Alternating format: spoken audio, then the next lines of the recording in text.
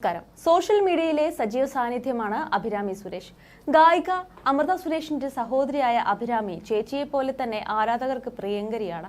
നടിയായും മോഡലായും ഗായികയായും എല്ലാം അഭിരാമി തിളങ്ങിയിട്ടുണ്ട്. സോഷ്യൽ മീഡിയയുടെ നിരന്തരമായ ആക്രമണങ്ങളെയും അഭിരാമിക്ക് നേരിടേണ്ടി വരാറുണ്ട്. ഇപ്പോഴിത് താരം പങ്കുവച്ച കുറിപ്പ് ശ്രദ്ധ നേടുകയാണ്. കൊക്കോ ഫ്രൂട്ട് കഴിക്കാത്തതിന് എന്നെ എയറിൽ കയറ്റാൻ ശ്രമിച്ച ഫേക്ക് അക്കൗണ്ടുകൾക്കും ചിലരുടെ പെയ്ഡ് ഓൺലൈൻ ഗുണ്ടകൾ ഇടുങ്ങിയ ചിന്താഗതിയുള്ള മനസ്സിൽ ചൊറിച്ചിലുള്ളവർക്കും ഒക്കെ ഈ ഒരു ഫ്രൂട്ട് കഴിക്കാത്തത് കൊണ്ട് ഞാനൊരു മദാമയായി, ഏലിയനായി, ചന്ദ്രനിൽ നിന്ന് വന്നവളായി, തള്ളുകാരിയായി, പരിഷ്കാരിയായി. പക്ഷേ എന്നെ പോലെ തന്നെ എന്നെക്കാളും പ്രായമുള്ള പലരും ഇത് കാണാനോ കഴിക്കണോ ഇടവരാത്തവരുണ്ട്. അതിനായാണ് ഞാൻ ഈ സ്ക്രീൻഷോട്ട്സ് ഷെയർ ചെയ്യുന്നത്. ഇനി ഒരു കാര്യം, ഞാൻ ജനിച്ചതും വളർന്നതും എറണാകുളം സിറ്റിയിലാണ്. എൻ്റെ പാരൻസ് തൃശൂർ അങ്കമാലി സൈഡിൽ നിന്നാണ്.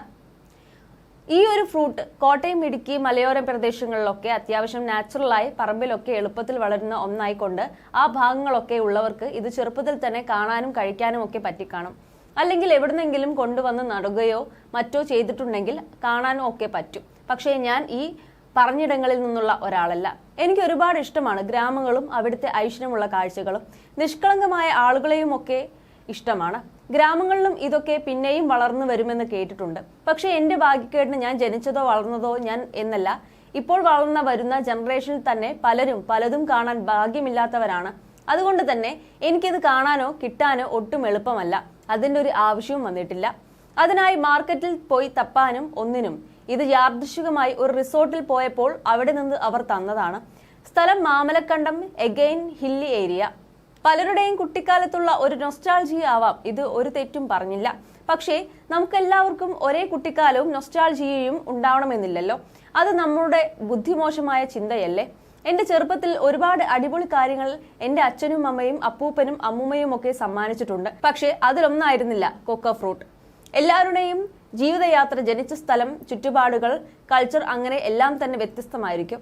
നമ്മുടെ കാഴ്ചപ്പാടിലേക്കും നമ്മളിലേക്കും മാത്രം ചിന്തകൾ ഒതുങ്ങുമ്പോൾ മനസ്സ് മരവിക്കുകയും കുശുമ്പ്, അസൂയ, ചൊറി ഇങ്ങനെയുള്ള കാര്യങ്ങൾക്കുള്ള ഒരു സ്പേസായി ആ മനസ്സ് മാറുകയും ചെയ്യാം.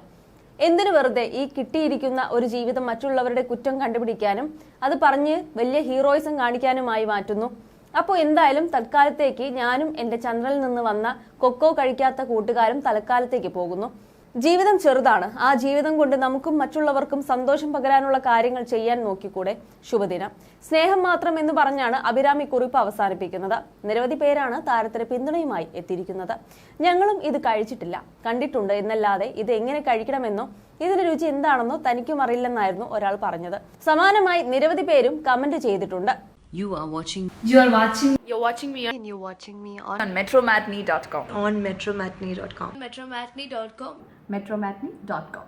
Subscribe for more videos. Subscribe for more videos. Subscribe here for more videos. Subscribe now. Thank you.